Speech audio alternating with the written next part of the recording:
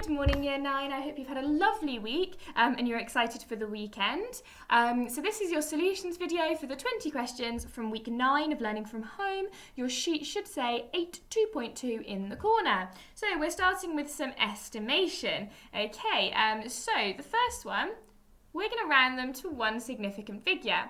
Okay, so one significant figure, I'm looking at the 2 on this number, but the next number is above 5, okay? So that means I'm going to have to round it up. So that means I get 30.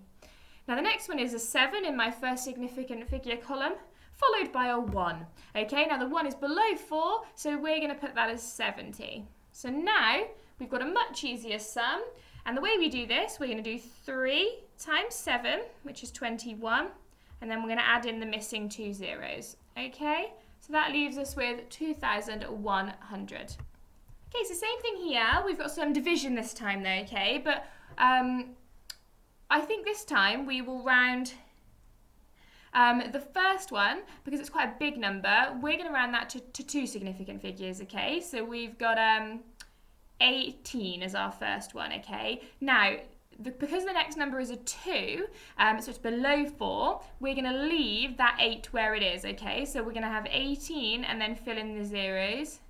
So 18,000, and we're going to divide that by 30, okay? Because this one's to one significant figure, because I've got a 2, but my second number is 9, so it's above 5, so I'm going to round it up to 30.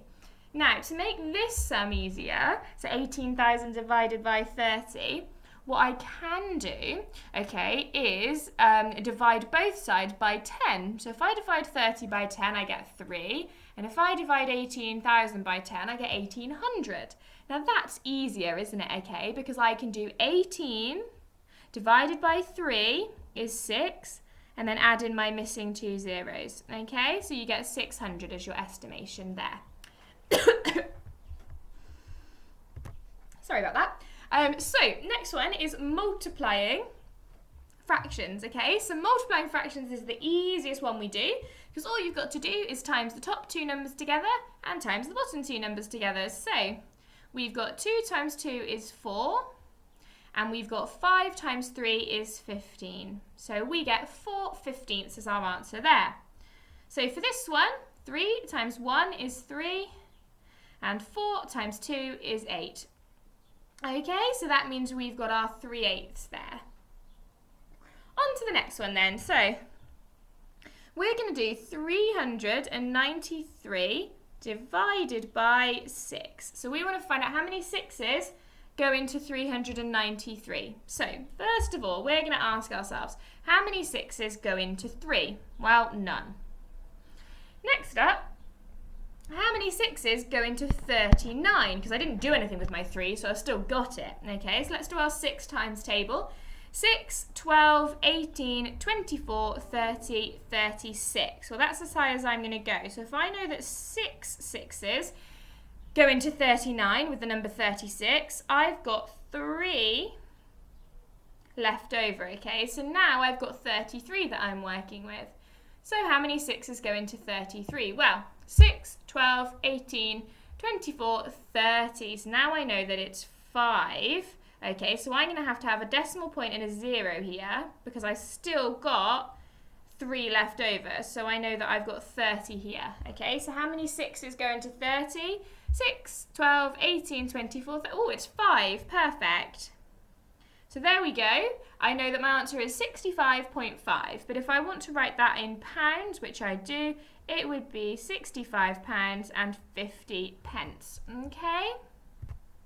Next one then, same thing. So we're doing £193.50, and we're dividing that by 3. So how many 3's go into 1? Well, none. So that means I've got to keep it. How many 3's now go into 19? So 3, 6, 9, 12, 15, 18. Okay, so we've got 6, and then we've got 1 left over. So how many 3's go into 13? Well, I know that 4 times 3 is 12, so I've got 1 left over. And I know that how many 3's go into 15? Well, 5 do, so I can put my 5 above here. So now I know that in pounds my answer is £64.50. Okay, on to the next one then. So we are expanding these brackets, okay? So we have got 2x on the outside, and then we've got open brackets, 11x plus 1. Okay, so when you've got a number outside the bracket, you just have to take that and times everything inside the bracket by that number. So we're going to do 2x times 11x and 2x times 1. So 2 times 11 is 22, and then x times itself is x squared. Okay, so that's 2x times 11x. Then we've got 2x times 1. Well, anything's times 1 is just itself, so that's nice and easy because it's just plus 2x, okay? So our answer there is 22x squared plus 2x. Okay, so next one, we've got 2x on the outside of our brackets again, but a little bit easier this time. We've got 3x minus 5 on the inside. So we're going to do 2x times 3x, and then 2x times minus 5. So 2 times 3 is 6. X times itself, as we just decided, was x squared. So that gives me 6x squared. Then I've got to do 2x times minus 5. So 2 times minus 5 is minus 10, and then I've got the x, okay? So I should have 6x squared minus 10x.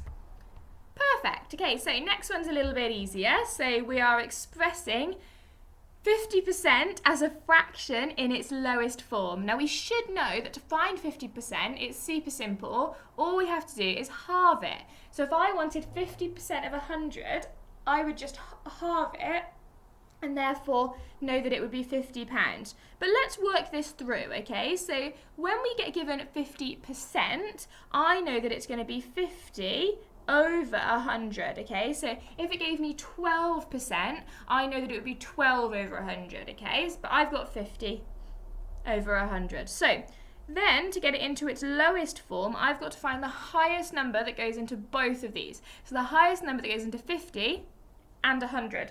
Well, I know that 50 goes into 50 one time, and I know that 50 goes into 100 twice.